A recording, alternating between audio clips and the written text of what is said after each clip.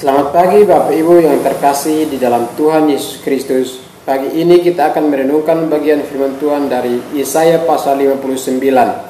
Tetapi saya hanya akan membacakan dari ayat yang ke-20 dan 21. Demikianlah bunyi firman Tuhan.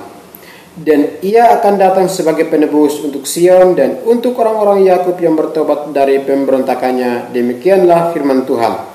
Adapun aku, inilah perjanjianku dengan mereka, firman Tuhan. Rohku yang menghinggapi engkau dan firmanku yang kutaruh dalam mulutmu tidak akan meninggalkan mulutmu dan mulut keturunanmu dan mulut keturunan mereka dari sekarang sampai selama-lamanya, firman Tuhan.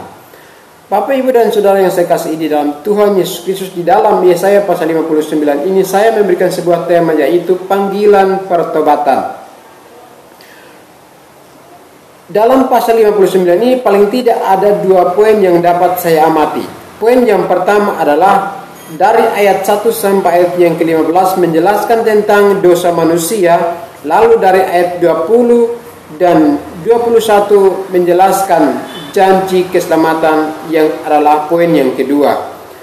Bapak, Ibu, Saudara yang saya kasihi di dalam Tuhan Yesus Kristus, mari kita mulai dengan poin yang pertama. Poin pertama dikatakan begini: sesungguhnya tangan Tuhan tidak kurang panjang untuk menyelamatkan dan pendengarannya tidak kurang tajam untuk mendengar.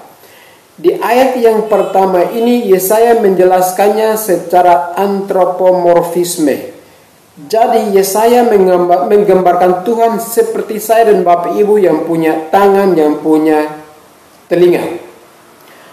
Karena Tuhan punya tangan dan punya telinga, maka dikatakan bahwa tangan Tuhan tidak kurang panjang untuk menyelamatkan dan pendengarannya tidak kurang tajam untuk mendengar.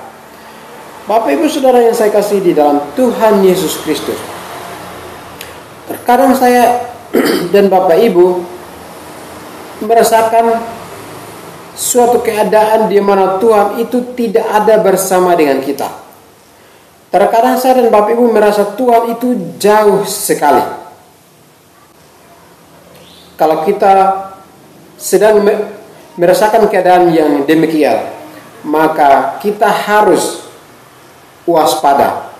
Kita harus bertanya, apakah ada dosa atau memang saya sedang mengalami kekeringan kerohanian, atau apakah saya sedang mengalami kebangkrutan spiritual. Di dalam bagian ini Yesaya menjelaskan bahwa sebenarnya Tuhan itu tidak jauh dari saya dan Bapak Ibu, tetapi yang merupakan penghalang, yang merupakan pemisah antara kita dan Tuhan adalah segala dosa kita, adalah segala kejahatan kita.